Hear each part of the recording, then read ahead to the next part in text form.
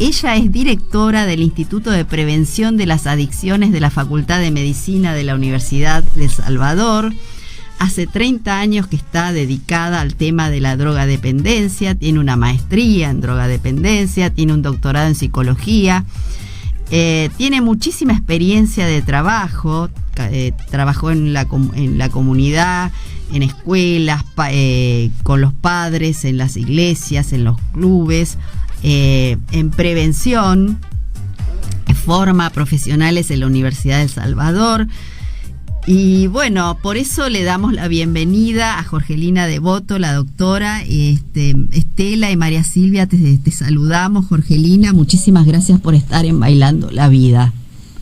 Hola, buen día. Bueno, muchas gracias a ustedes por invitarme a participar de este encuentro en un día que realmente debería estar en la primera plana de todos los medios de comunicación. Por eso valoro que ustedes hayan pensado en dedicarle un rato a hablar sobre este tema. A raíz de este encuentro, yo conversaba con un exalumno nuestro, un máster en drogadependencia, que está en el sur, en la ciudad de Comodoro Rivadavia. Hablábamos de este evento, porque hace 3 años de la universidad en Comodoro me invitaron a hacer un encuentro. Fueron 3 días dedicados a encontrarnos con alumnos, con actores de la comunidad, con personas del ámbito político, con personas del ámbito de la empresa, sobre todo del petróleo. Bueno, una movida de 3 días donde toda una comunidad está abocada a trabajar en este tema. Y él me leía lo que dice el texto de la ley, que declara a este día como conmemoración de la lucha contra el narcotráfico y el uso indebido de sustancias.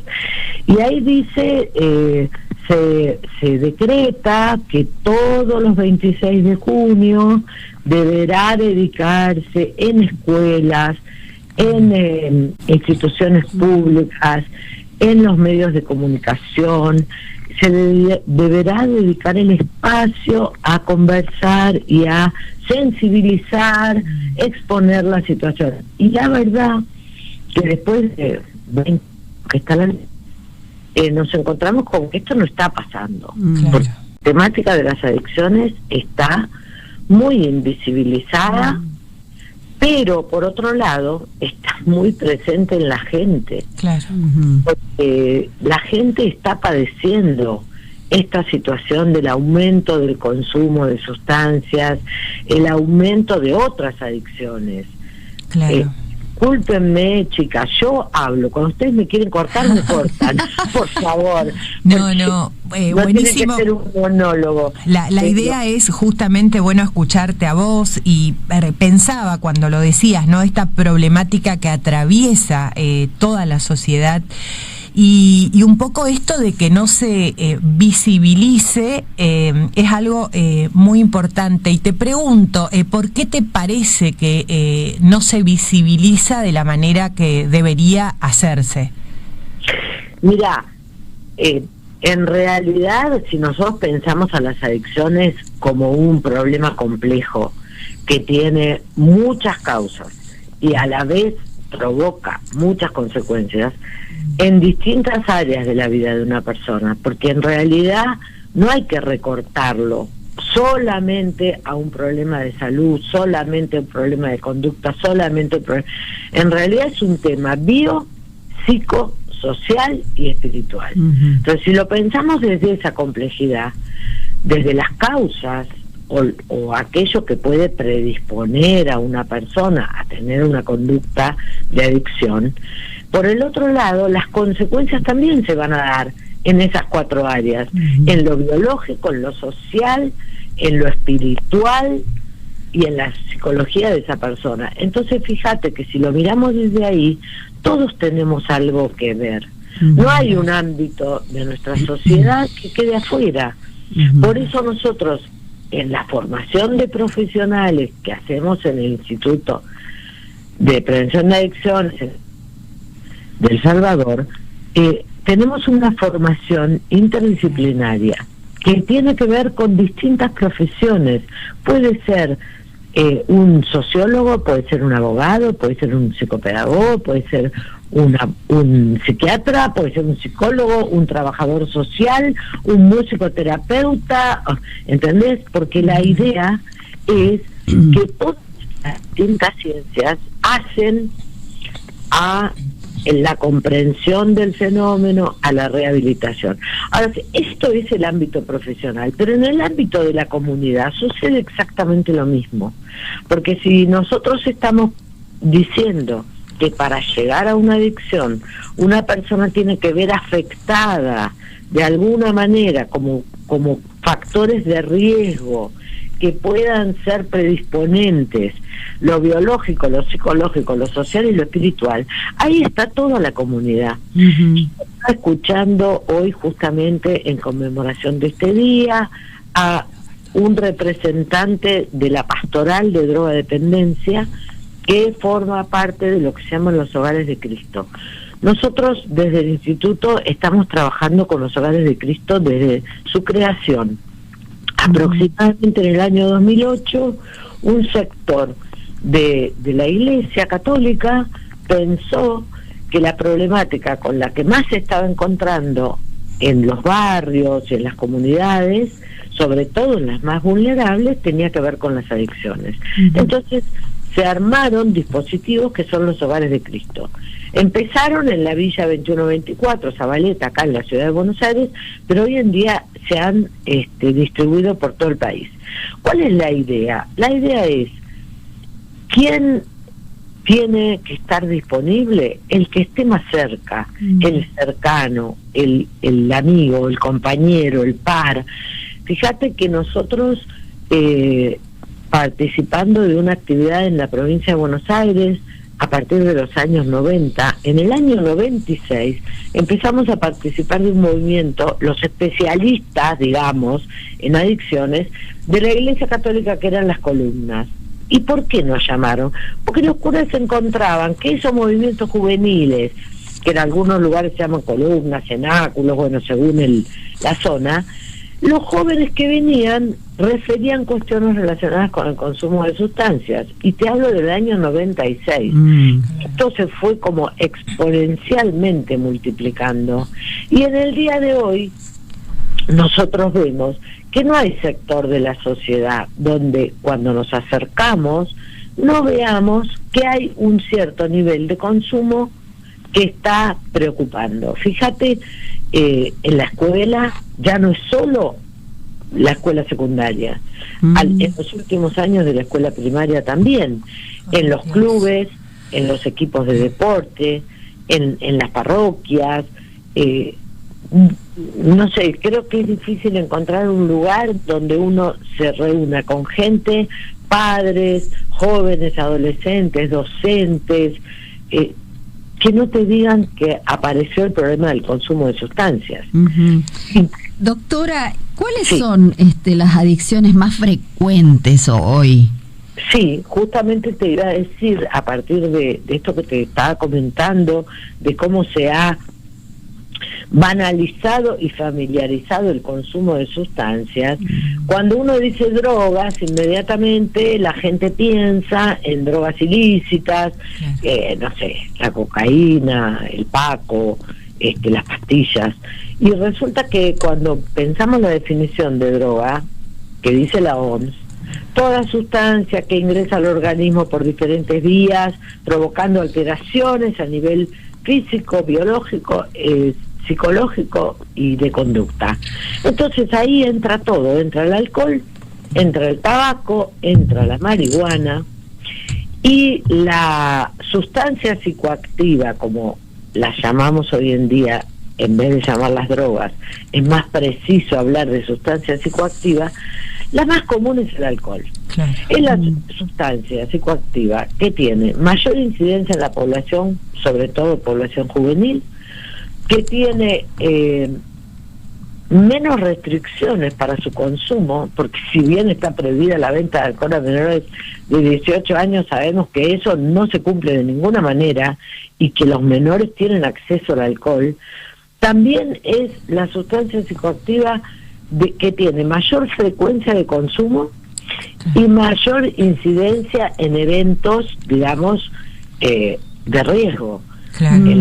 Tales, por ejemplo, el ingreso de jóvenes alcoholizados o ya en un estado de coma alcohólico, la accidentología relacionada con el consumo de alcohol, los domingos a la mañana, si prendemos la televisión o la radio, seguro vamos a encontrar un accidente que implicó la conducción de un vehículo por parte de jóvenes alcoholizados. Bueno, ¿qué más tenemos que esperar para darnos cuenta que es el principal problema de salud individual y de salud pública que tenemos en este momento? Ahora, por el otro lado, así como en los años 90, 2000, se logró controlar y bajar el consumo de tabaco con una campaña y un programa de salud muy fuerte, hoy en día asistimos al aumento del consumo de marihuana, la naturalización del consumo, la banalización del consumo de marihuana, la accesibilidad. Nosotros en la universidad hemos hecho muchas investigaciones porque estamos convencidos que para hacer un buen programa de prevención y de formación de profesionales o de la comunidad, tenemos que saber de qué estamos hablando y hay que tener evidencia científica, que son las investigaciones, los datos de la comunidad, los datos de la realidad. En esas investigaciones vemos que la accesibilidad y la disponibilidad de sustancias psicoactivas, desde el alcohol hasta las más complejas, están presentes. En un 80%, un adolescente de 16 años te dice que sabe dónde puede conseguir sustancias, droga, marihuana, ni hablar del alcohol, que está en cualquier kiosco de la esquina de su casa. Doctora, yo pensaba, ¿no?, lo que deben pensar los papás o que pensamos como padres. ¿Por dónde empezamos? ¿Cuándo empieza? ¿Cómo empezamos a educar a los chicos? ¿Y cuándo se empieza, no? Bueno, se empieza cuando el chico nace. Partamos de la base que la conducta adictiva no es una conducta que aparece de un día para el otro porque apareció el fantasma de la droga. La conducta adictiva es una conducta que se va desarrollando a lo largo de la vida, que al comienzo de la vida no está destinada a las drogas, pero pensemos cuántas veces a un chico se le fomenta el consumo de otras cosas de otros objetos, por ejemplo, los celulares, las pantallas, y ni hablar, bueno, tendríamos todo un capítulo para hablar de lo que pasó durante la pandemia y la cuarentena, sí, terrible, donde todo esto se disparó exponencialmente. Pero pensemos, vos vas a una parada, te vas a tomar un colectivo de larga distancia, vas a la terminal de ómnibus, te sentás a esperar y ves un nene de 1 año y medio en un cochecito que la mamá le dio un teléfono celular y ella está con el de ella y el nene está jugando con el teléfono. ¿Para qué se lo dio? Para que se entretenga, para que no se aburra, para que no se canse, para que esté divertido. Bueno, ¿qué está buscando la pantalla en ese momento? Calmar una ansiedad, calmar un momento. Eso después lo va a hacer la sustancia. O sea, cuando nosotros vemos cómo el consumo, el mejor, la golosina más rica, el mejor pañal, después el mejor juguete, la mejor zapatilla, el mejor teléfono, educamos a los chicos como consumidores, y eso no es responsabilidad de ni los niños ni los adolescentes, eso es responsabilidad de los adultos. Entonces, si nosotros los educamos como consumidores, después nos asustamos que quieren consumir, porque de acuerdo a la edad, el consumo va siendo diferente. En una investigación que hicimos en alumnos de carreras de medicina, ciencias de la salud y abogacía de la universidad, vimos que los jóvenes adultos, a los 19 años te contestan. La mayor, invitación a consumir algo o a experimentar con una sustancia viene de tu entorno, de tu grupo de pares, de no quedarte afuera, de no ser el único que no la probó. Entonces, esta presión social la hemos generado desde siempre con los chicos. Entonces, por eso digo, ¿qué podemos hacer como papás? Y primero, ¿cuál es la función del padre? Cuidar, alimentar, proteger, brindar abrigo, cariño, afecto. O sea, somos educadores de nuestros hijos. Entonces, eduquémoslos pensando que la mejor educación es la que les permite ser mejor personas más saludables, capaces de decir que no. Es importante educar en valores, pero también en límites y normas, porque de golpe una mamá me dice, no, pero yo no le puedo sacar, no le puedo apagar el celular o el televisor o la pantalla de la Play a su hija de 12 años porque no, se enfurece. Y bueno, si no podés hacer eso, después, si se le presenta una situación de consumo, ¿cómo vas a hacer para ayudarla a que diga que no? O sea, partiendo de la base, los padres somos los primeros educadores. Sí. Después vendrá la escuela, vendrá el club, vendrá la parroquia, etcétera, etcétera. Pero los primeros somos los padres. De todos modos, pensaba si existen personalidades propensas, ¿no? Que probablemente tengan que ver con esto que decías vos, que tiene que ver con la ansiedad, o contextos propensos para la droga, y cómo un chico se le enseña a un chico a decir que no, en este caso como grupo que tiene un grupo de pertenencia que consume. Bueno, justamente vos te referías a lo que nosotros llamamos el fenómeno de la multicausalidad, ¿no? Por un lado están los factores personales que cada uno de nosotros tiene, entre los cuales hay factores genéticos. Hoy en día sabemos que, así como históricamente se sabía que el alcoholismo era una enfermedad que era transmisible, bueno, hoy en día sabemos que el llegar a la adicción, que sería el último punto del consumo de una sustancia, también tiene un componente genético. A eso, que es lo que traemos, digamos, en el ADN, se le va a sumar un desarrollo individual. Cada uno de nosotros es un ser único, irrepetible, que a la vez va a ser parte de un entorno familiar. Entonces ahí vienen los factores familiares. La familia que no protege, que no cuida, que no transmite valores, que no te educa en normas, posiblemente sea una familia que se transforme en un factor de riesgo para ese niño a futuro, porque nosotros aprendemos las conductas en nuestra familia. Sí. Familia, me refiero a aquel grupo de personas que educan a un niño, no importa, no estoy hablando de la familia tipo, padre, madre, libreta de casamiento, etcétera, etcétera. Me refiero a aquellos que son nuestros primeros educadores en el entorno de nuestra casa. Esa es nuestra familia. Bueno, en primer lugar, transmisión de normas, de valores, de amor, de afecto, de autoestima. La autoestima es algo muy importante. Un chico que tiene una autoestima adecuada, ni demasiado aumentada ni demasiado disminuida, aquel que no se siente más que nadie pero tampoco se siente menos que nadie, ese chico en su grupo de pares va a sentirse suficientemente afianzado o valioso como para poder decir que no frente a algo que nosotros le hemos transmitido que no es bueno para su salud.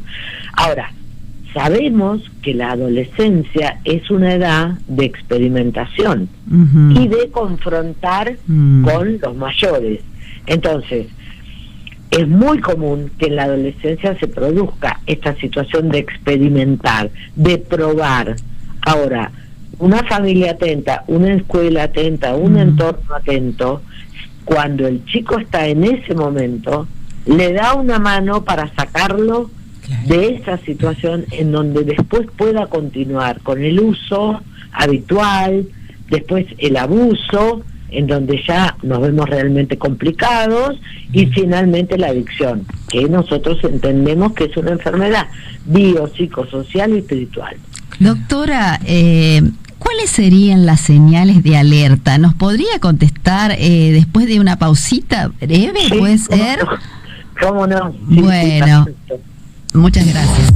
Una pregunta, doctora, ¿cuáles serían las señales de alerta que tenemos que tener los padres, los profesores, en cuanto a este tema?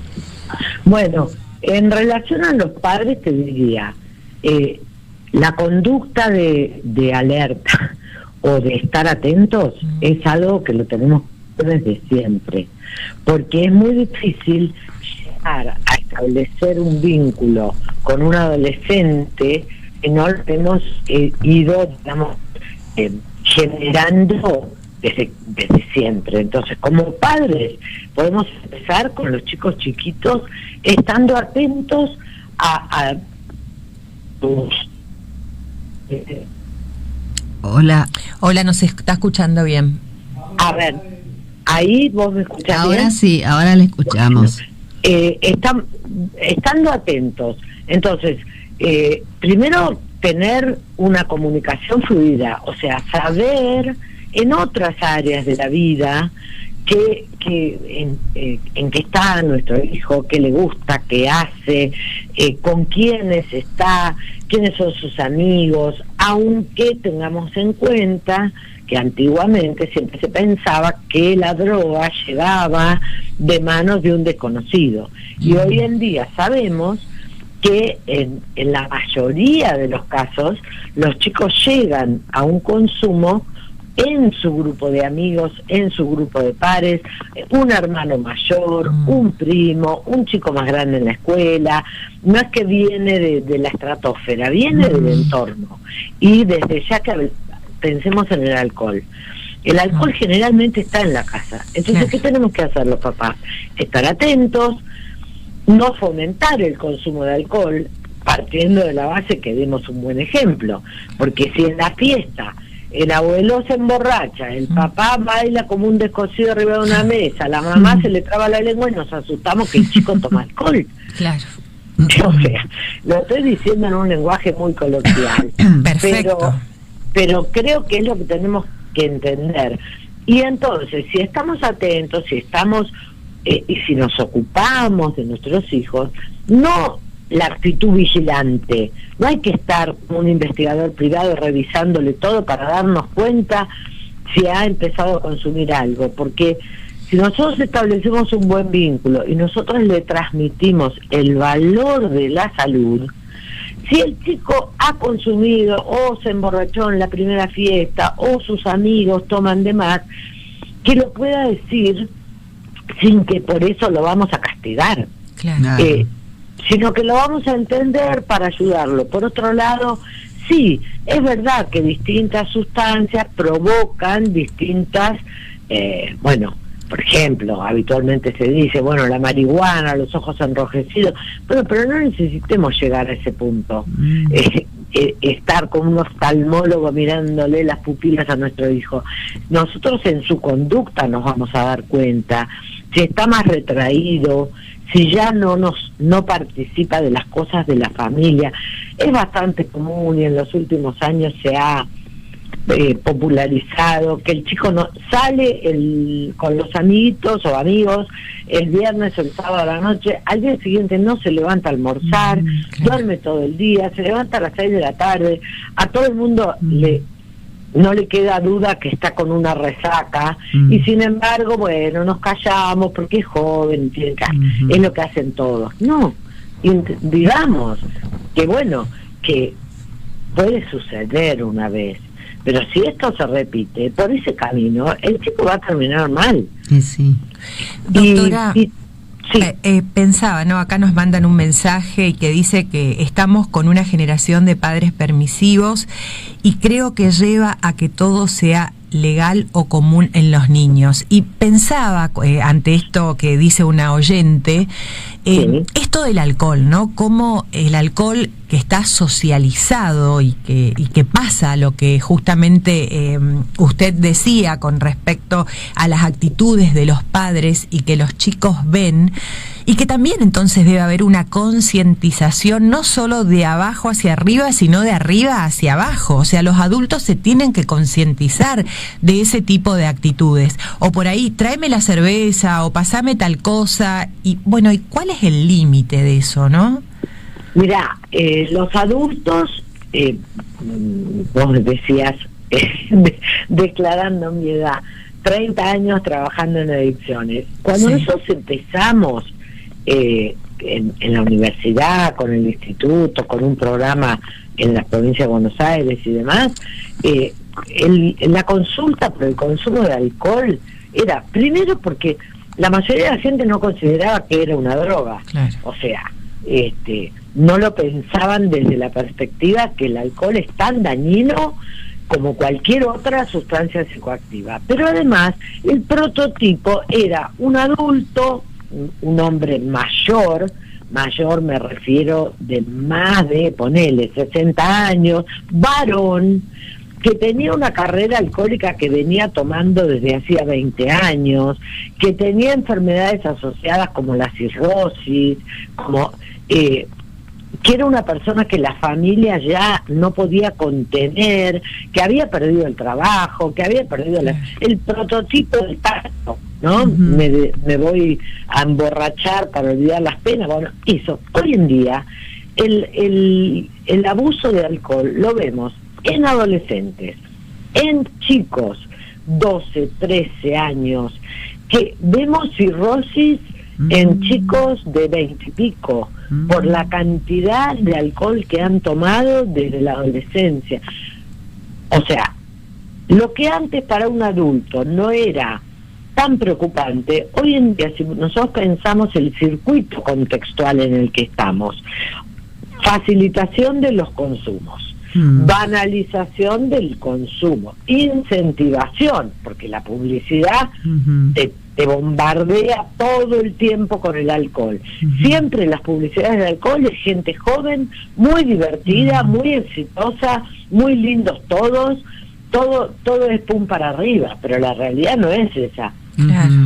Sí. Por otro lado tenés que ha bajado la edad de inicio de todas las sustancias, del alcohol y la marihuana, particularmente. Todas las estadísticas de la Cedronar, el Observatorio de Drogas de la Nación, te muestran que ha bajado la edad de inicio.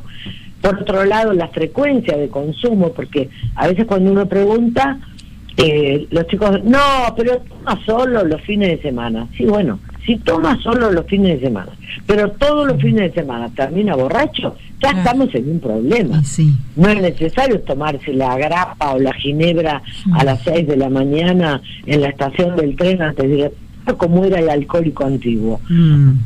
Claro. Doctora, usted habla de la banalización de la marihuana, la naturalización de la marihuana. ¿La marihuana lleva a otras drogas, a consumir otras drogas? La marihuana puede llevar a otras drogas. En una época se la llamaba la droga portera.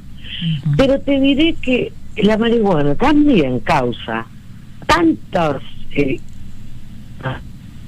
Ay, perdón, no se escuchó. ¿Qué dijo? Tantos problemas de salud mental, física, psíquica, etcétera, que en realidad, aunque no sea portera para otras cosas, ya de por sí es peligrosa. ¿Entendés? Claro. Aunque sí es cierto que por ahí, después de...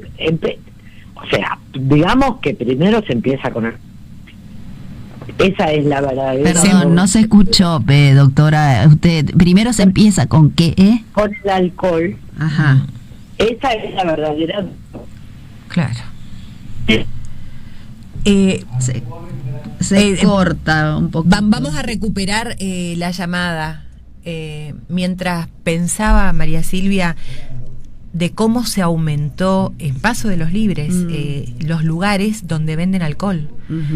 Es impresionante cómo se aumentó el consumo y como que no hay conciencia ni alerta. Pensaba, por ejemplo, en los bailes de recepción. Todos se emborrachan y en el propio baile los adultos venden bebidas alcohólicas. Y te estoy hablando de mucho tiempo atrás. O sea, los propios organizadores venden y vos le das los cumpleaños de 15. Sí. ¿Quiénes le dan de beber a los chicos? Los padres.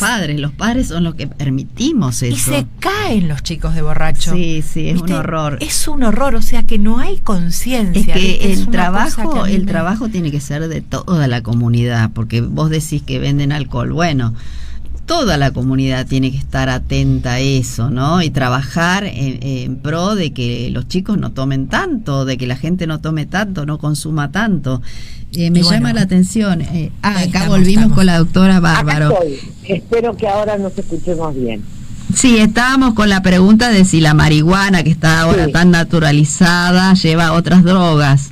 Sí, yo te decía. Sí, que sí. Es cierto que lleva otras drogas, pero también hay que tener en cuenta que aunque no llevara a otras drogas, de por sí ya es suficientemente peligrosa para la persona.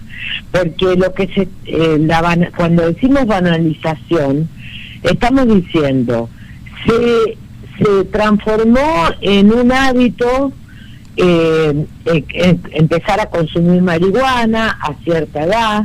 La edad de inicio ha bajado a los 15, 16 años, puede ser distinto según en qué comunidades, en algunos lugares más temprano, en otros más tarde, pero digamos a nivel país se puede decir que los 15, 16 años es la edad de inicio con la marihuana. Estamos hablando de chicos que si están escolarizados están a mitad del secundario. Por el otro lado está la distribución de la marihuana, que es totalmente, si querés, no es permitida legalmente, pero tampoco es muy efectivo cómo se está restringiendo el tema del tráfico de la marihuana.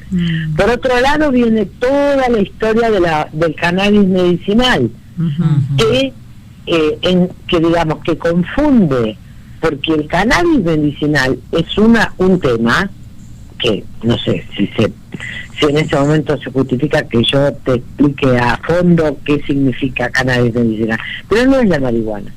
Cannabis medicinal es un producto que hace un laboratorio a partir de uno de los componentes del cannabis, que no es el tetrahidrocannabinol, que es el que sí se fuma en el cigarrillo de marihuana, sino que es el cannabidiol, que es uno de los principios activos que debe ser trabajado en un laboratorio. Bueno, entonces, fumar un porro no es usar la marihuana en forma medicinal.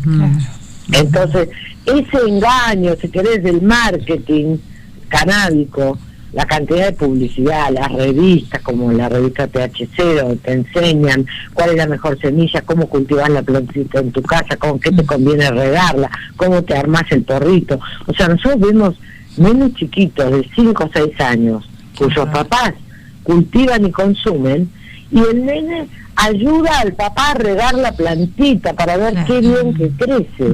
Y eso se está naturalizando. Y la verdad que en el cerebro de un niño, además de que se puede, digamos, de alguna manera se está grabando una conducta por imitación, cuanto más joven es la persona, más efecto hace sobre su organismo, porque es un cerebro que no está terminado de desarrollar. Y me refiero a los chicos de 16, 17 años, donde vemos por ahí que aparece un brote psicótico, una situación de extrañamiento que casi se confunde con un cuadro psiquiátrico. Y son producto del consumo de marihuana. Doctora, perdón, porque usted habló de los chicos y bueno, y acá hay una pregunta que dicen, si es bueno que conozcan las adicciones malas los chicos, es decir, hablar sobre el tema, o sea, la pregunta está planteada así. Sí, entiendo que cuando nosotros hacemos prevención y bueno, hemos trabajado tanto en relación a colegios, A mí me tocó en la provincia de Buenos Aires, en el conurbano bonaerense, pero actualmente, por ejemplo, también hago talleres de prevención desde la universidad para escuelas secundarias, escuelas privadas, con otro, si querés, nivel sociocultural, pero en todos los casos, la prevención no se agota con la información.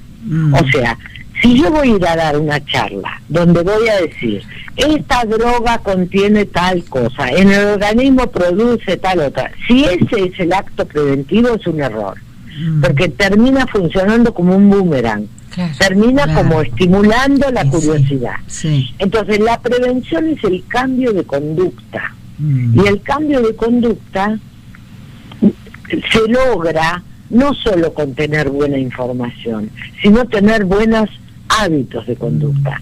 Entonces, por eso digo, en la escuela o en la casa no es necesario hablar de drogas, pero cuando el tema aparece, porque el chico lo ve en la televisión, lo escucha por la radio, o lo que fuere, o porque los amiguitos hablan de que su hermanito o su hermano se fuma un porro, hay que poder explicarles. Para mí lo más importante es explicarles que no hace bien, que daña la salud, que a la larga trae problemas, que muchas veces perjudica las relaciones familiares, y esto también con el alcohol.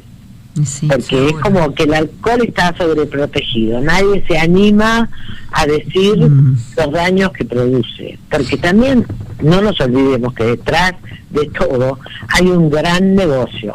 Claro. Seguro. ¿Y se curan las adicciones?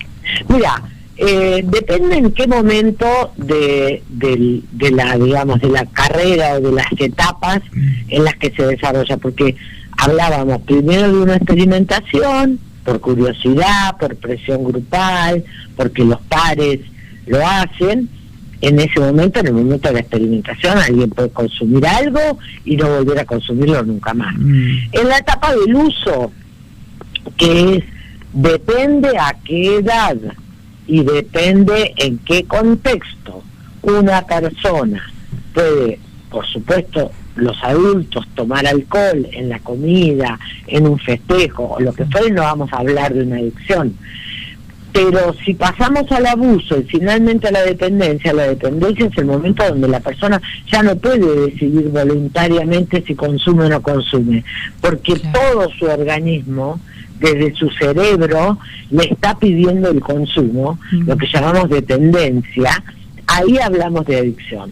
Cuando hablamos de adicción decimos, se puede recuperar, puede dejar de consumir por el resto de su vida, pero se va a tener que cuidar siempre. Doctora, cuando usted dice, cuando hablamos de adicción, ¿no?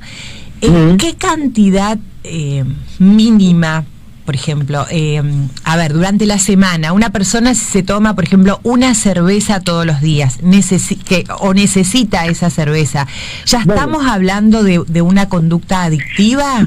Mira, ¿cuáles son las cantidades? Precisamente porque estamos hablando de un fenómeno complejo, biológico, psicológico, social y espiritual, yo no te puedo decir una medida, porque la medida va a depender de la persona y de sus circunstancias. O sea, si un adulto toma una cerveza con la comida, en una reunión, charlando, pasándola bien, yo no te voy a decir, un litro de cerveza es adicción.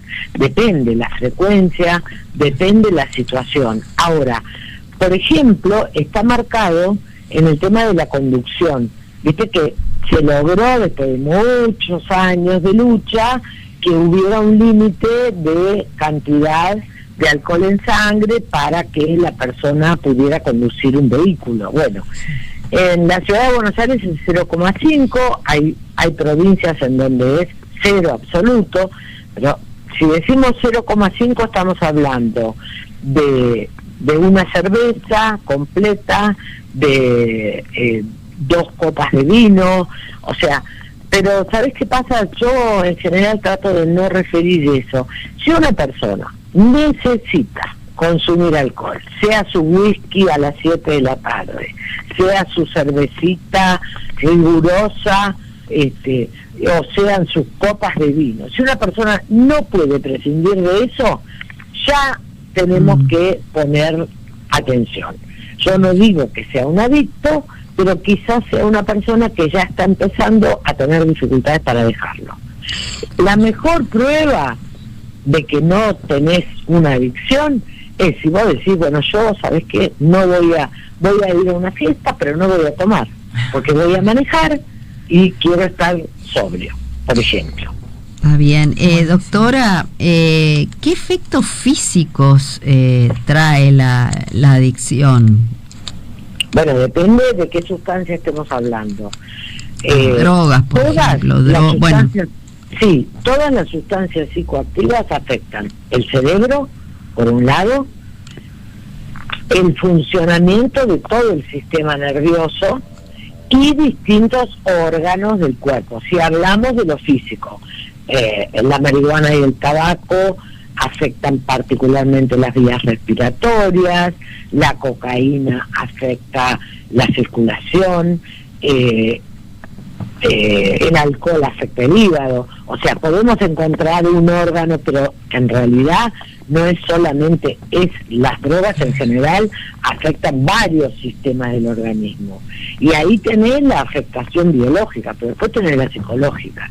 El alcohol produce alteraciones profundas, no solo en el cerebro y en los distintos órganos, sino en la conducta de la persona. La persona con el alcohol, ¿qué le pasa? Pierde la lucidez, pierde la precisión, le cuesta hablar, se le traba la lengua, trastabilla y se cae, se descompone, o sea, vomita. O sea, todo eso es efecto del alcohol y es un combo biológico y psicológico y social, porque el borrachín divertido que hace reír a los amigos después se va transformando en otra, en el pesado, una persona agresiva, violenta, que se quiere pelear, después que se pone triste y entonces llora, y a mí nadie me quiere y yo no soy bueno para nada, y bueno, y termina que vomitando en el piso y los amigos llevándolo a la rastra para meterlo en la cama,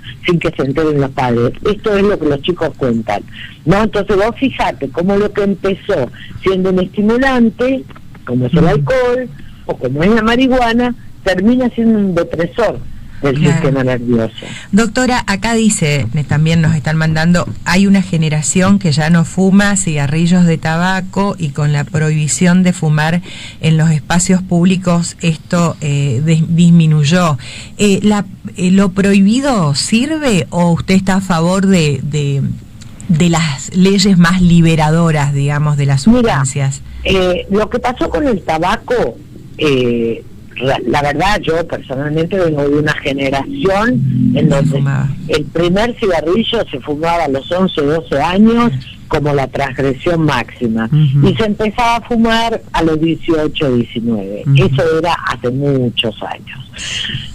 El aumento del consumo de tabaco fue tal que en un momento se transformó en un problema muy serio de salud pública, por un lado, y por el otro lado las tabacaleras tuvieron que empezar a pagar los juicios que les hacían las personas afectadas con, por ejemplo, cáncer de pulmón por culpa del tabaco.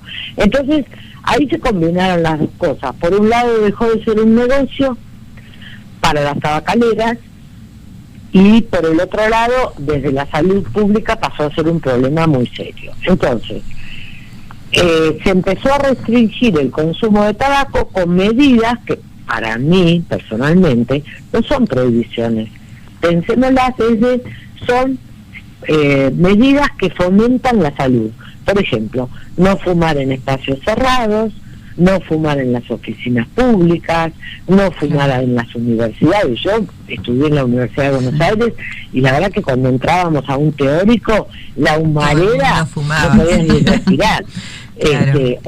O viajaba en tren desde un lugar del conurbano hasta la capital federal y se fumaba todo de todo, no marihuana en esa época. Pero quiero decir, no es prohibir, es favorecer la salud.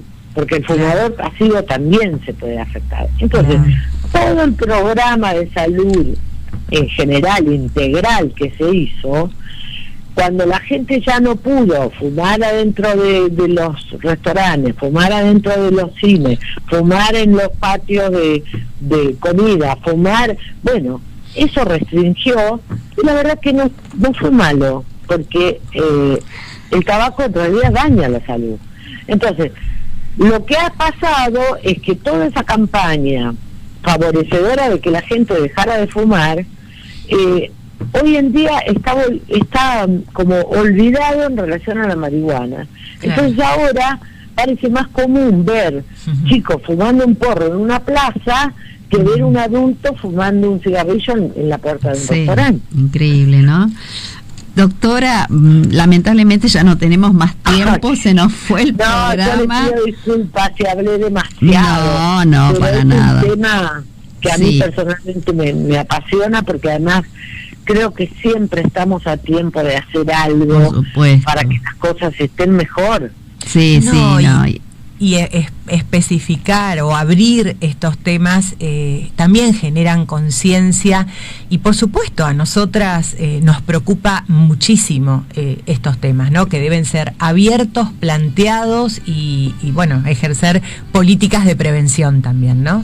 Claro, porque bueno, volviendo al día de hoy, fíjense, en cierto modo, y acá voy a dar una opinión personal, es un contrasentido como está nombrado el día de hoy, porque se dice la lucha contra el uso indebido de drogas y el tráfico ilícito de estupefacientes. Ahora yo me pregunto, ¿cuál es el uso debido? Claro. ¿Cuál es el tráfico ilícito? Seguro. ¿No? Totalmente. Porque, entonces, me parece que en una época en donde todo está saliendo como a la luz, pero banalizado y sin pensar en los riesgos que se corren y demás, bueno, está bueno reforzar esta idea. Yo no hablo de narcotráfico porque no es mi tema, claro, pero hablo de prevención y por supuesto de tratamiento, porque durante todos estos años también me he dedicado a tratar personas afectadas por el consumo de sustancias. Sí, pero pensemos en la prevención. En la prevención. Es lo que funciona para padres, para escuelas, para jóvenes. Perfecto. Y usted también ha venido a dar conferencias acá, o charlas acá en Virasoro y en Oberá, en Misiones, con la Facultad de la El Salvador, así que bueno, ojalá algún día podamos traerlas acá a Paso de los Libres. Bueno, lamentablemente parte de la suspensión de esa actividad fue la pandemia, pero la verdad que sí, que fue para mí fue muy valioso haber estado con ustedes, con la comunidad, porque todos estos temas estaban presentes y bueno, siempre está bueno encontrar una oportunidad para ponerle un poco de contenido más saludable al asunto. Y nosotros le agradecemos a Luis Ezama, que gracias a él tuvimos el contacto con usted. Ay, sí, bueno, sí, la verdad que Luis, un encanto de persona, y no solamente lo bien que me trataron cuando estuve allí, sino además realmente el compromiso que tienen con la educación, que es importantísimo. La verdad que me encantaría poder volver y si no, en algún momento a hacer alguna actividad virtual, como estamos diciendo desde la universidad, por ejemplo con las escuelas. Ya no podemos ir a hacer talleres con los chicos, pero aunque sea proponemos la actividad virtual. Podemos generar también algo de eso acá en Paso de los Libres, y que creo que a usted le va a gustar, porque le gusta mucho el campo, por lo que vemos en las imágenes. Sí, además yo amo... ahí va un chamamé, Ay, bueno, maravilloso. La despedimos con un chamamé, doctora. Muchísimas gracias. Es una zona muy querida para mí y me trae muchos recuerdos de infancia. Bueno, muchas gracias. Después otro día nos cuenta más sobre eso. Encantada, muchas gracias. Gracias a usted. Y bueno, cuando quieran. Chau, chau. Cariños, chau, chau.